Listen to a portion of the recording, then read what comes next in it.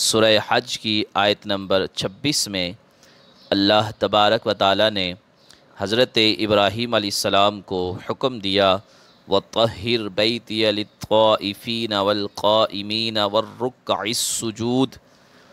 ارشاد فرمایا کہ میرا گھر ستھرا رکھو طواف کرنے والوں، اعتکاف کرنے والوں اور رکوع سجدہ کرنے والوں کے لیے۔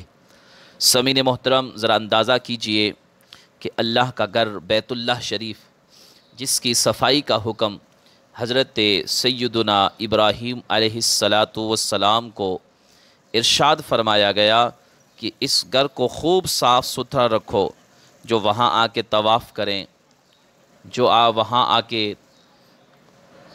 اعتکاف کریں، اللہ کی عبادت کریں، رکوع سجدہ کریں۔ تو سامعین محترم، یقیناً مسجد کی تعمیر، اس کی صفائی ستھرائی کرنا، یہ بہت بڑی سعادت کی بات ہے۔ یہ حضرت ابراہیم علیہ السلام کی سنت اور اعلیٰ درجے کی عبادت ہے۔ میرے آقا کریم علیہ السلام کی احادیث طیبہ اس بات کی شاہد ہیں کہ اللہ تبارک و تعالیٰ کے پیارے محبوب علیہ السلام نے مسجد کی صفائی کے حوالے سے ارشاد فرمایا۔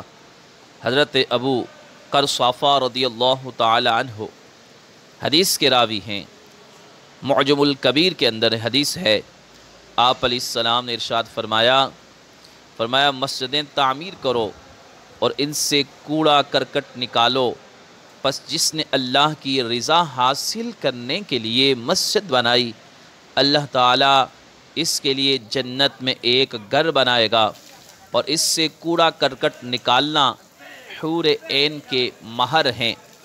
اللہ اکبر۔ سامعین محترم، حضور علیہ السلام نے فرمایا کہ مسجد سے اذیت والی کوڑا کرکٹ وغیرہ نکالنا، اس کی صفائی کرنا، فرمایا یہ حور عین کا حق مہر ہے۔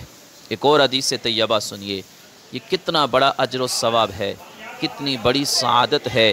میرے آقا کریم علیہ السلام کی حدیث طیبہ ابن ماجہ شریف کے اندر ابو سعید خدری رضی اللہ تعالی عنہ روایت فرماتے ہیں، آقا کریم علیہ السلام نے ارشاد فرمایا، جس نے مسجد سے اذیت دینے والی چیز نکالی تو اللہ تعالیٰ اس کے لیے جنت میں ایک گھر بنائے گا۔ کوئی بھی اذیت دینے والی چیز، مٹی کنکر وغیرہ جو مسجد سے نکالے گا، میرے آقا کریم علیہ السلام نے فرمایا اللہ تعالیٰ جنت میں اس کے لیے ایک گھر بنائے گا۔ کتنی بڑی سعادت کی بات ہے۔ سامعین محترم، ایک اور حدیث طیبہ سنیے، آقا کریم صلی اللہ علیہ وآلہ وسلم کی مسجد نبوی شریف ہے۔ حضرت عبداللہ بن عباس فرماتے ہیں، ایک عورت ہیں، خاتون ہیں، جو مسجد سے تنکے اٹھایا کرتی تھی، مسجد کی صفائی کیا کرتی تھی، اس کا انتقال ہو گیا۔ آقا کریم علیہ السلام کو اس کے دفن کرنے کی اطلاع نہ دی گئی، حالانکہ آپ علیہ السلام کا ارشاد فرمایا تھا کہ جب تم میں سے کسی کا انتقال ہو جائے تو مجھے اطلاع دے دیا کرو۔ پھر آقا کریم علیہ السلام کو جب بتائے بغیر دفن کر دیا گیا تو آقا کریم علیہ السلام نے اس عورت پر نماز پڑھی اور فرمایا میں نے اسے جنت میں دیکھا ہے، کیونکہ وہ مسجد سے تنکے اٹھایا کرتی تھی۔ اللہ اکبر۔